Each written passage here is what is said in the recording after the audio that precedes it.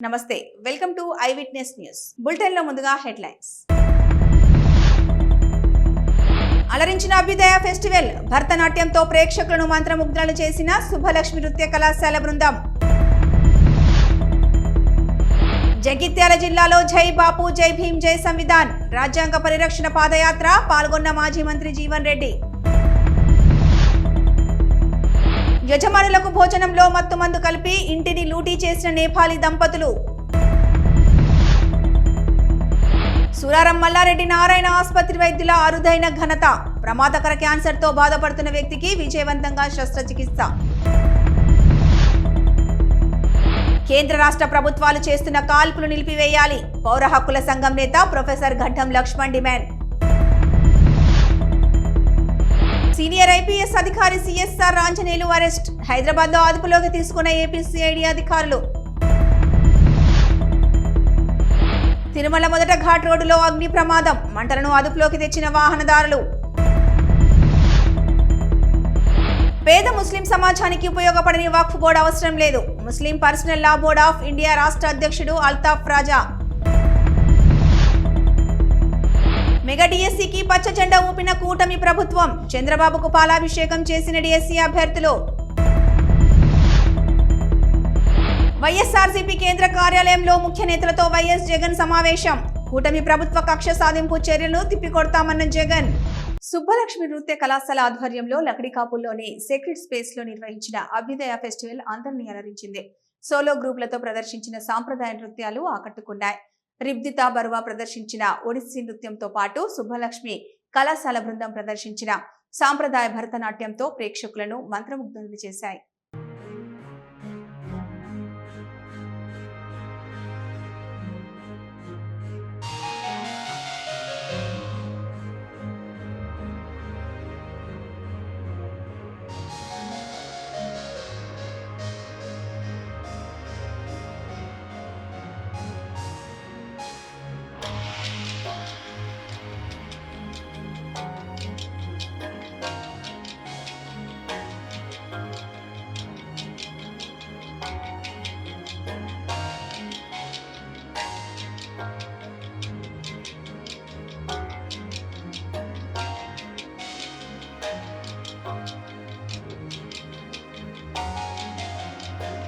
పాల్వంచ పెద్దమ్మ తల్లి గుడిపాలక మండలి ప్రమాణ స్వీకారం వద్ద ఉద్రిక్త చోటు చేసుకుంది ప్రమాణ స్వీకారాన్ని వద్దంటూ అదే గ్రామానికి చెందిన ఇద్దరు యువకులు కిరోసిన్ పోసుకొని ఆత్మహత్య యత్నం చేశారు భద్రాద్రి జిల్లా పాల్వంచ మండల పరిధిలో జగన్నాథపురంలో ఉన్న పెద్దమ్మ తల్లి గుడికి ఇటీవల కొత్త పాలక మండలి నియమించారు జిల్లాలో ఇద్దరు మంత్రులు చెరో కమిటీని వేసుకున్నారు ఈ కమిటీలు స్థానికేతరుడికి పెద్దమ్మ గుడి చైర్మన్ పదవిని కట్టబెట్టడంతో స్థానికులు అభ్యంతరం వ్యక్తం చేస్తున్నారు గతంలో ప్రమాణ స్వీకారం జరిగే సమయంలో కూడా యువకులు వాటర్ ట్యాంక్ ఎక్కి ఆత్మహత్యకు పాల్పడే క్రమంలో ప్రమాణ స్వీకారాన్ని వాయిదా వేశారు మళ్లీ అదే కార్యక్రమాన్ని మంగళవారం కొనసాగించే ప్రయత్నం చేయడంతో ప్రమాణ స్వీకారం వద్ద యువకులు కిరోసిన్ పోసుకొని ఆత్మహత్యకు పాల్పడడంతో పోలీసులు రంగప్రవేశం చేసి వారిని అదుపులోకి తీసుకున్నారు పోలీస్ బందోబస్తు నడుమ ప్రమాణ స్వీకారం జరిపించేందుకు అధికారులు ఏర్పాటు చేస్తున్నారు కాంగ్రెస్ లోనే రెండు వర్గాలుండడంతో ఈ వ్యవహారం రచ్చకెక్కింది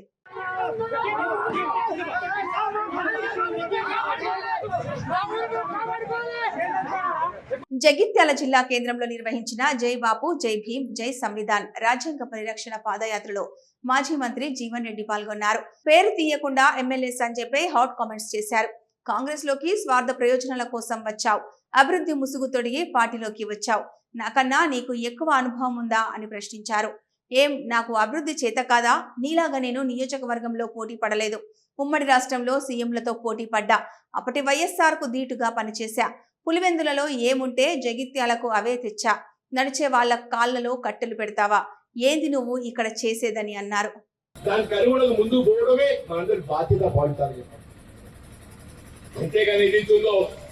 ఎవరు వచ్చి కాళ్ళ కట్టడం పెడితే మనం భయపడాల్సిన అవసరం లేదు ఎదుగు ముందు కావాల్సిన అవసరం లేదు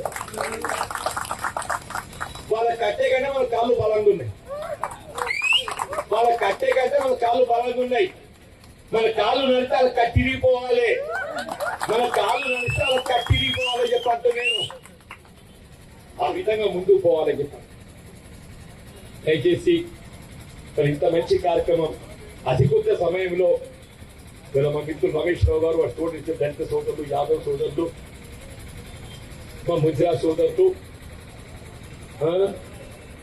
మా ఒడ్డేర సోదరులు, మా రజక సోదరులు, మా సూర్యవంశ క్షత్రియులు కట్య సోదరులు అని చెప్పంటున్నాను, గీతా కార్మికులు చెప్పంటున్నాను, మా అల్పసంఖ్యాక వర్గాలు ముస్లిం సోదరులు అని చెప్పంటున్నాను, మా గంగపుత్రుడు, ఇదంతా నిరుపేద వర్గాల నివాసితం ఉండే ప్రాంతం ఈ ప్రాంతం అని చెప్పండి. నిజంగా అందరికీ నేను హృదయపూర్వకంగా ధన్యవాదాలు చెప్తూ సెలవు తీసుకుంటాం. జై హింద్. ఇప్పుడు యజమానులకు భోజనంలో మత్తుమందు కలిపిన నేపాలీ పనివారు భారీ చోరీకి పాల్పడిన ఘటన హైదరాబాద్ కాచిగూడ పోలీస్ స్టేషన్ పరిధిలో జరిగింది. 2 కిలోల బంగారు ఆభరణాలు, 3 కోట్ల నగదుతో ఉడాయించినట్లు సమాచారం. ఈ విషయాన్ని పోలీసులు గోప్యంగా ఉంచుతున్నారు. స్థానికుల కథనం ప్రకారం కాచిగూడ లింగంపల్లిలోని అమ్మవారి ఆలయం సమీపంలో ఓ పారిశ్రామికవేత్త కుటుంబంతో కలిసి ఉంటున్నారు. వారం క్రితం నేపాల్కు చెందిన భార్యాభర్తలను ఇంట్లో పనికి పెట్టుకున్నారు. వేసవి సెలవుల నేపథ్యంలో ఆయన కుమారుడు, కోడలు విదేశీ యాత్రకు వెళ్లారు. పారిశ్రామికవేత్త, ఆయన భార్య మాత్రమే ఉన్నారు.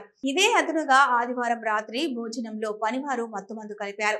దంపతులు మత్తులోకి వెళ్లగానే ఇంట్లోని స్వర్ణాభరణాలు, నగదుతో ఉడాయించారు. నిత్యం మార్నింగ్ వాక్ కు వచ్చే పారిశ్రామికవేత్త రాకపోవడంతో సోమవారం ఉదయం ఆయన స్నేహితులు వెళ్లి తలుపులు తట్టారు. అప్పటికే మగతలోనే ఉన్న బాధితుడు తలుపు తీశాడు. ఆ తర్వాత దొంగతనం విషయం బయటపడింది. సమాచారం అందుకున్న పోలీసులు కేసు నమోదు చేసి దర్యాప్తు చేస్తున్నారు. రాత్రి జరిగిందని తెలిసింది. మాకు పొద్దున్న 8:30కే తెలిసింది. పొద్దున్న 8:30కు వాళ్ళని తీసుకొని పోతున్నారు. పోలీస్ వచ్చింది. ఎందుకు వచ్చింది పోలీస్ అని అనుకున్నాము. భార్యాభర్తలను ఇద్దరిని వాళ్ళు పట్టుకొని తీసుకుపోతారు. వాళ్ళు కాన్షియస్ లో లేరు. వాళ్ళు పదార్థంలో తినే పదార్థంలో ఏదో కలిపినరంట. అయితే వాళ్ళని తీసుకోవడం వాళ్ళు నడవడానికి కూడా లేదు. ఇప్పటికి కూడా ఆమెకి ఇంకా కాన్షియస్ లో రాలేదు వాళ్ళ భార్య. అది సంగతి. కారు కూడా తీసుకుని పోయారు. మొత్తానికి అయిందట వాళ్ళు వచ్చి. అంతే.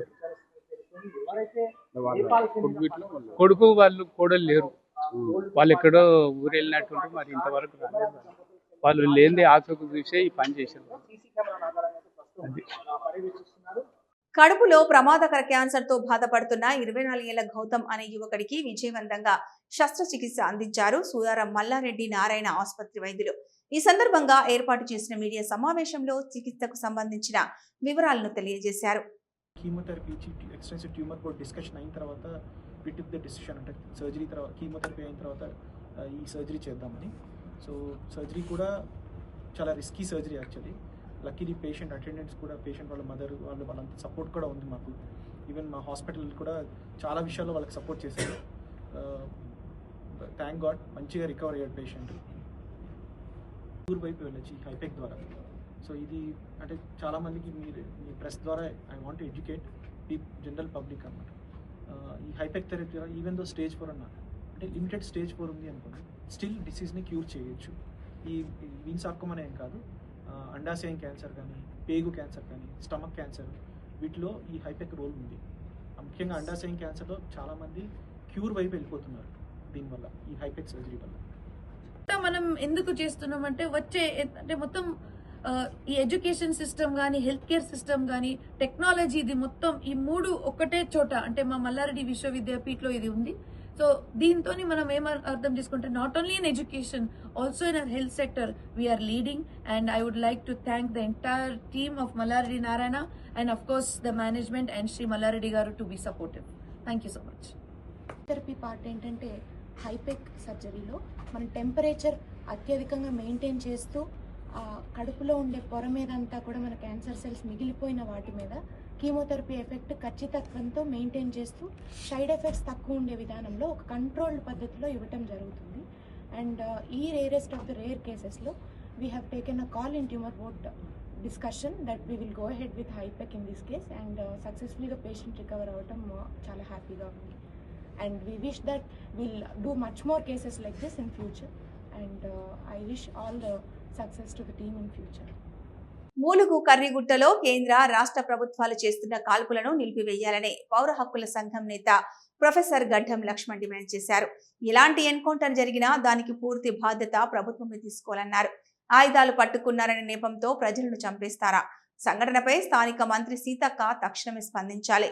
అమిత్ షా ఆపరేషన్లో భాగంగానే ఊసురులో కర్రెగుట్టలో కేంద్ర బలగాలు చుట్టుముట్టాయి. ఇప్పటికైనా బూటకపు ఎన్కౌంటర్లు ఆపేయాలి. ఇప్పటికే జరిపిన పలు ఎన్కౌంటర్లలో 14 మంది చనిపోయారు. ఇప్పటికే మోహరించిన బలగాలను తక్షణమే కేంద్ర, రాష్ట్ర ప్రభుత్వాలు వెనక్కి తీసుకొని శాంతి చర్చలు జరపాలని అన్నారు. మొత్తం పౌర సమాజానికి, భారతదేశ సమాజానికి మొత్తానికి పత్రికా విలేకరుల మీడియా ద్వారా ప్రజలకు తెలియజేస్తున్న విషయం ఏంటంటే, కర్రెగుట్ట అనే ప్రాంతం అడవి ప్రాంతం, దట్టమైన అడవి ప్రాంతం. అది ఇన్సిడెంటల్గా అది తెలంగాణ ప్రాంతంలో ఉన్న ఒక దట్టమైన అడవి ప్రాంతంతో కూడుకున్న గుట్ట. ఆ గుట్ట ఒక 15 రోజులుగా మొత్తం అందరి నోర్లల్లో నానుతూ సంచలనాన్ని సృష్టిస్తూ ఉంది. ఎప్పుడు ఏం జరుగుతుందో అని కూడా మేము భయపడుతూనే ఉన్నాం. భారత సమాజం మొత్తం అనుకున్నట్టుగానే ఇవాళ పెద్ద ఎత్తున సిఆర్పిఎఫ్ బలగాలు, మొత్తం కేంద్ర బలగాలు, కోబ్రాలు, డిఆర్జీ బలగాలు, ఆ డిఆర్జీ బలగాలు అనేది రాజ్యాంగేతరమైన శక్తి, అందరూ కలిసి కర్రెగుట్టను చుట్టుముట్టి ఇవాళ భారీ ఎత్తున కాల్పుల మోతలు అక్కడ మోగుతూ ఉన్నాయి. మనం ఇక్కడ భద్రంగానే ఉన్నాం, కానీ ఛత్తీస్గఢ్ను ఆనుకొని ఉన్న తెలంగాణ ప్రాంతంలో నిత్యం ఎన్కౌంటర్లు జరుగుతూ ఉన్నాయి. ఎన్కౌంటర్లో 10ల సంఖ్యలో ప్రాణాలు పోతూ ఉన్నాయి.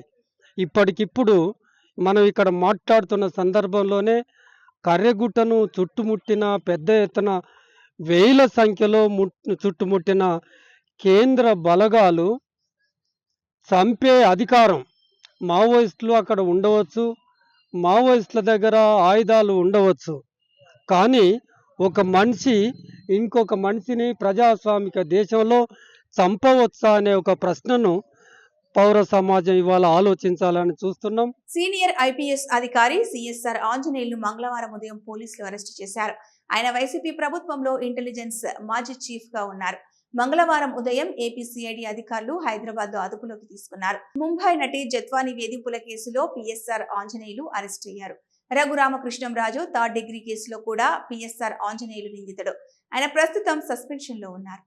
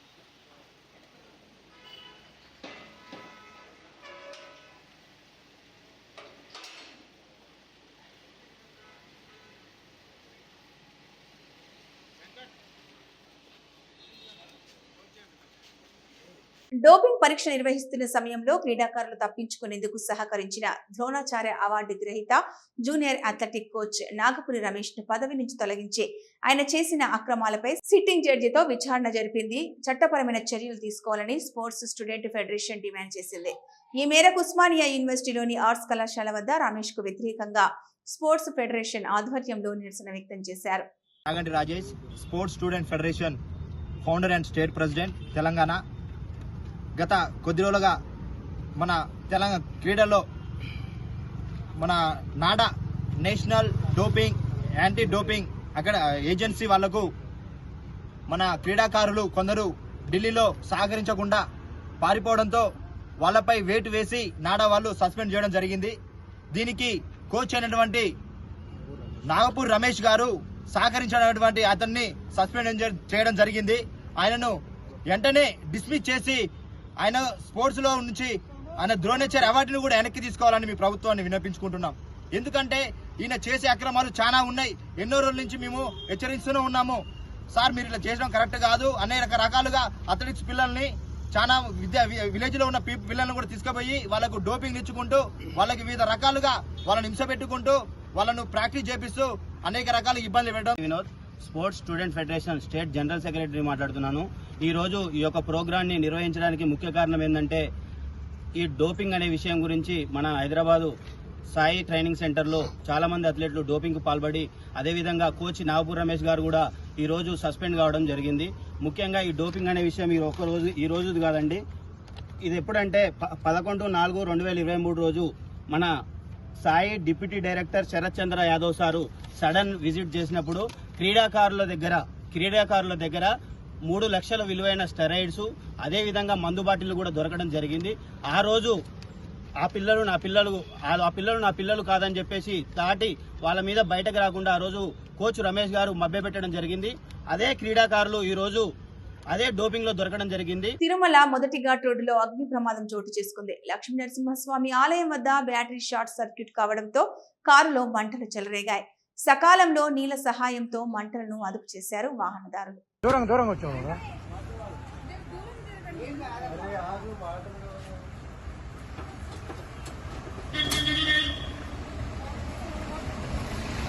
విద్యుత్ పునరుత్పాదక ఇంధన కేంద్ర మంత్రి శ్రీపాద్ యశోద్ నాయక్, మహారాష్ట్ర విద్యుత్ శాఖ మేఘనా దీపక్ సాకోర్లు బీజేపీ రాష్ట్ర కార్యాలయానికి వచ్చారు. ఈ సందర్భంగా బీజేపీ రాష్ట్ర నేతలు ఘన స్వాగతం పలికారు.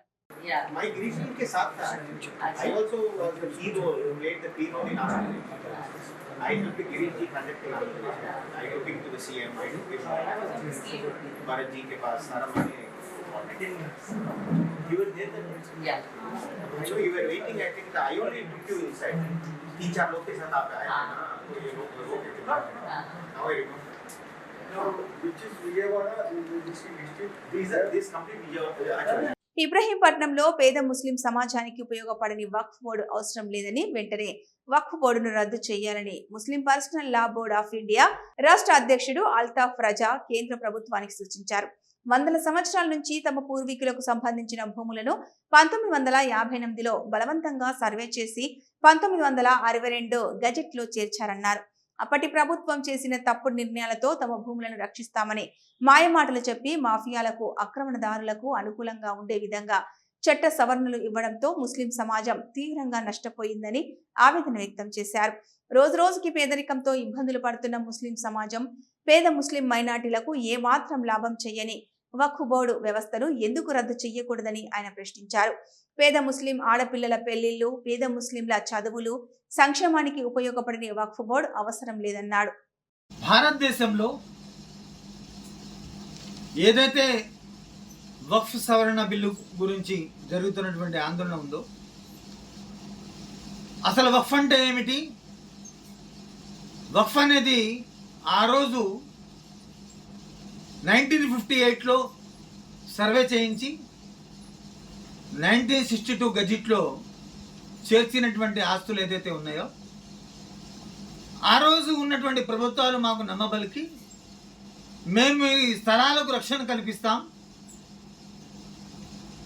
మీ భూములకు మేము రక్షణ కల్పిస్తామని చెప్పి ఒక ఎనామస్ బాడీని తీసుకొచ్చి ప్రభుత్వంతో సంబంధం లేకుండా, రాజకీయాలతో సంబంధం లేకుండా ఒక ఎనామస్ బాడీ, మీ ముస్లిం మైనార్టీలే, అందులో ఐఏఎస్లు కూడా ఉంటారు, అనుభవజ్ఞులు ఉంటారు, మతగురులు ఉంటారు, ముతవల్లీలు ఉంటారు, ఈ విధంగా అందరూ కలిసి ఒక ఎనామస్ బాడీ తయారు చేసుకొని మీ రక్షణ కోసం మేము తయారు చేస్తున్నామని చెప్పి, దాని తర్వాత చట్ట సవరణ పేరుతో అది మాఫియాలకు, కబ్జాదారులకు పూర్తిగా అనుకూలంగా ఉండే విధంగా ఏదైతే లక్షల ఎకరాలు ఉన్నాయో, ఈ లక్షల ఎకరాలు ఉన్నప్పటికీ కూడా ముస్లింల పరిస్థితి ఎలా ఉందంటే, రహనే కో ఘర్ నహీ హై సారా జహాం హమారా, అంటే ఉండటానికి ఇల్లు లేదు, దేశమంతా మాదే అన్నట్టు లక్షల ఎకరాలు మాకు ఉన్నాయని చెప్పి ప్రచారం ఏదైతే జరుగుతున్నాయో,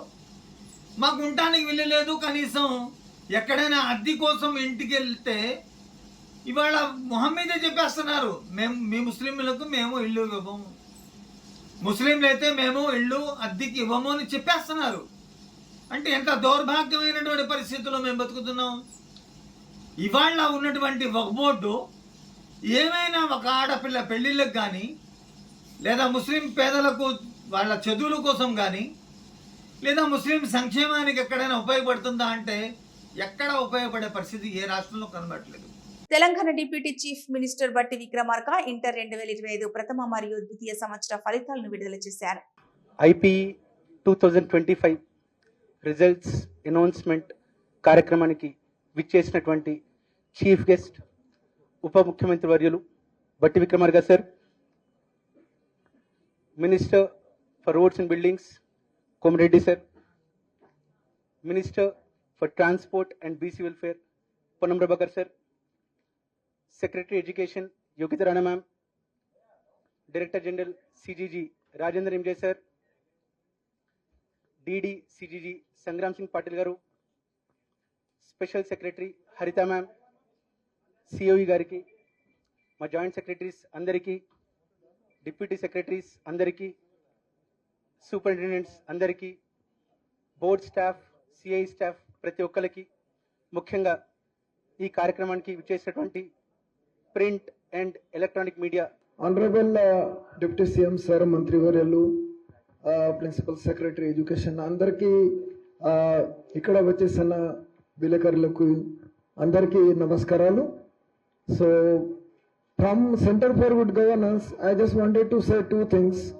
మన ఈ స్టేజ్లో ఉన్న 10+2 పిల్లలకి వెరీ వల్నరబుల్ ఏజ్లో ఉన్న they are doing lot of hard work and they want a perfect system so that whatever work they have done should be reflected.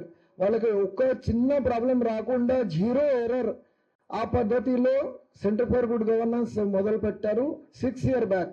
It is in a రో 6th year we are giving a result that to all 15 servers we have hosted today. Within 1 hour I think 10 lakh people will download their results. గౌరవ రాష్ట్ర మంత్రివర్యులు, Hyderabad incharge ఉన్నటువంటి శ్రీ పొన్నం ప్రభాకర్ గారికి, అట్లాగే మరో గౌరవ రాష్ట్ర మంత్రివర్యులు శ్రీ కోమటిరెడ్డి వెంకటరెడ్డి గారికి, అలాగే రాష్ట్ర ప్రభుత్వ ఎడ్యుకేషన్ సెక్రటరీ యోగిత రాణా గారికి, అలాగే board of intermediate education commissioner Krishna Aditya గారికి, centre for good governance CEO నింజే గారికి, అశేషంగా ఈ రిజల్ట్స్ కోసం, ఇంటర్మీడియట్ రిజల్ట్స్ కోసం ఎదురు చూస్తున్నటువంటి విద్యార్థులందరికీ, వారి తల్లిదండ్రులకి, రాష్ట్ర ప్రజలందరికీ కూడా ముందుగా రాష్ట్ర ప్రభుత్వం తరఫు నుంచి నా హృదయపూర్వకమైనటువంటి నమస్కారాలు. ఇప్పుడే కమిషనర్ గారు స్పష్టంగా వాళ్ళు నిర్వహించినటువంటి పరీక్షా విధానం గురించి మీ అందరికీ వివరించారు. Telangana board of intermediate education సంబంధించి intermediate public examinations March 2025 results ఈరోజు total students appeared first and second year కలిపి 9,97,12 మందిగా వారు ప్రకటన చేశారు, స్పష్టంగా వివరించారు కూడా. అట్లాగే ఫస్ట్ ఇయర్ పాస్ పర్సంటేజ్ సంబంధించి కూడా 66.89%, సెకండ్ ఇయర్ పాస్ పర్సంటేజ్ 71.37%గా, అలాగే first year appeared 4,88,430 students. First year girls pass percentage 73.83%. First year boys percentage 57.83%. Second year appeared 5,08,582 students. Second year girls pass percentage 74.21%. Second year boys pass percentage 57.31%. ఈ పరీక్షలన్నింటినీ కూడా చాలా పకడ్బందీగా ఏమాత్రం చిన్న పొరపాటు కూడా జరగకుండా పరీక్షలు నిర్వహించి ఈరోజు విజయవంతంగా ఈ ఫలితాలను ప్రకటిస్తున్నందుకు Telangana board of intermediate education సంబంధించినటువంటి అధికార యంత్రాంగం మొత్తాన్ని కూడా నేను మనస్ఫూర్తిగా రాష్ట్ర ప్రభుత్వం తరఫు నుంచి అభినందిస్తా ఉన్నాను. 6 సంవత్సరాల నిరీక్షణకు తెరదించారు ముఖ్యమంత్రి చంద్రబాబు. ఇన్నాళ్లు కలలు కన్న విద్యార్థుల కళ్లల్లో ఆనందం ఈ రోజు చూస్తున్నాం. ఇచ్చిన మాట ప్రకారం మెగా డిఎస్సిని విడుదల చేసిన చంద్రబాబుకు, నారా లోకేష్ కు కృతజ్ఞతలు తెలియజేస్తూ మెగా డిఎస్సి అభ్యర్థులతో కలిసి షాప్ చైర్మన్ రవినాయుడు తిరుపతిలో పాలాభిషేకం చేశారు.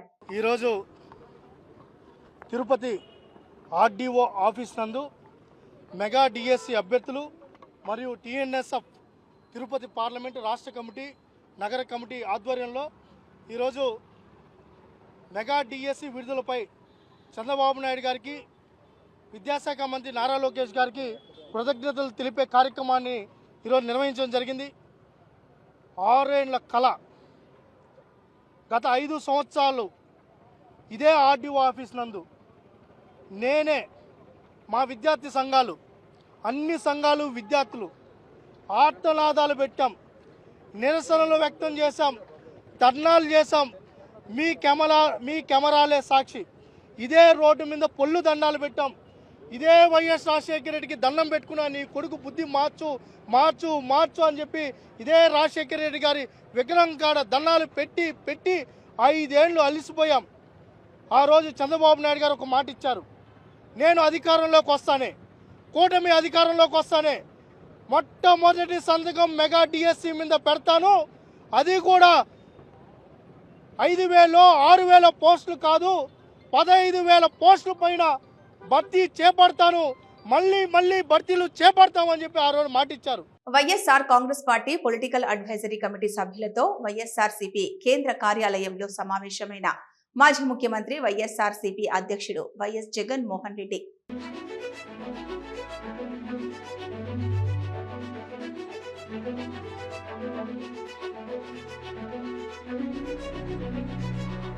తిరుమలలో తలనీలాలు తీయడానికి ఓ మహిళా ఉద్యోగి 100 రూపాయలు అడుగుతున్న వీడియో ఓ వ్యక్తి సోషల్ మీడియాలో పోస్ట్ చేశాడు.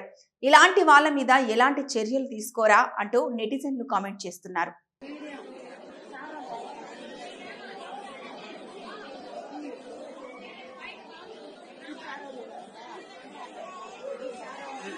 ఇది ఇప్పటి వరకున్న అప్డేట్స్. మరో బులెటిన్ లో మళ్ళీ కలుద్దాం.